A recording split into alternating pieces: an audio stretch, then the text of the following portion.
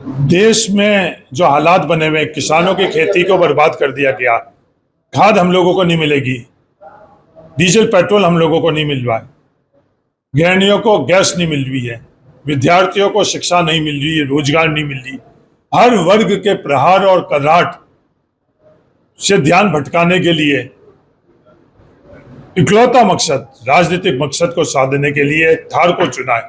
थार के भाईचारे पर प्रहार किया गया है, थार की अपनायत पर प्रहार किया गया, इसके अलावा और कोई उनका मकसद नहीं है। उन्हें अच्छी तरह से पता कि जो शुरुआत करी जिस सफर के अंदर, उसमें बाड़मेर, जैसलमेर, थार का हर परिवार आएगा।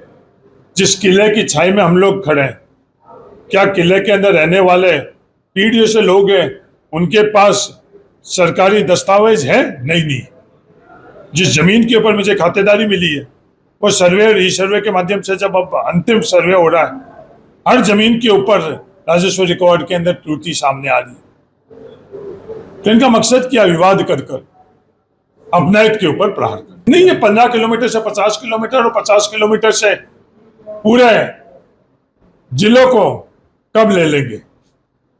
इनका मकसद हमारी अपनायत को रौंदना है, हमारे भाईचारों को रौंदना है। दस्तावेज और पन्ने सामने ही, तनोट के दस्तावेज, तनोट माता के मंदिर के दस्तावेज और पन्ने आप अपन लोगों के बीच में नहीं है। रामगढ़ की मजार का निर्माण सैनिकों ने करवाया, दस्तावेज हम लोगों के पास नहीं है। जो जाल सदियों से हैं, वो दस्तावेज हम लोगों के पास नहीं है। जो टाके हम लोगों का जीवन रेखा है, उसके दस्तावेज हम लोगों के पास नहीं है। तमाम दस्तावेज देश और दुनिया के सामने रखेंगे। मैं एक प्रैक्टिसिंग हिंदू हूं। हमारा न्याय शास्त्र क्या कहता है? तर्क के आधार के ऊपर अपने को समाज का निर्माण करो और व्यक्ति का व्यक्तित्व का निर्माण करो। तर्क क्या कह रहा है? तर्क ये कह रहा है कि देश चरमरा रहा है, देश को रौंद रहे हैं, हमारे भाईचारों को रौंद रहे हैं। जो सच्चाई है उसमें तर्क क्या है कि सबको रौंद रहे। सरकारें आती रहेगी, जाती रहेगी, देश पहले।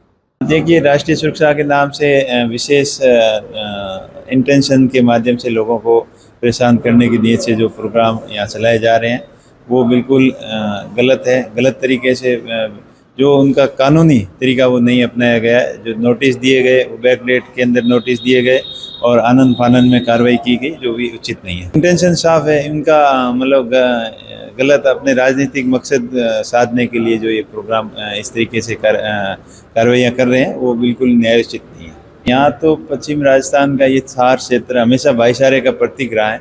यहाँ बहुत सारे धार्मिक स्थान ऐसे हैं जहाँ पर हिंदू मुस्लिम दोनों मानते हैं। जैसे बाबा रामदेव जी का पवित्र स्थान हो गया, कई मज़ार हैं, दरगाहें भी ऐसी है जहाँ पर हिंदू और मुस्लिम दोनों उनको मानते हैं।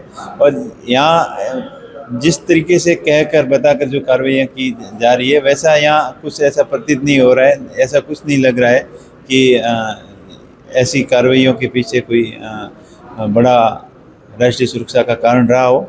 ये हमें तो यही लग रहा है कि राजनीतिक मकसद साधने के लिए ऐसी कार्रवाइयाँ की जा रही है। ये बिल्कुल न्यायोचित नहीं है और बिल्कुल गलत तरीके से। आज के ज़माने में चेहरों को देखकर राष्ट्रभक्ति की पहचान की जाती है और जो धर्म का चोला ओढ़कर राजनीति कर रहे हैं, जनता सब समझ चुकी है।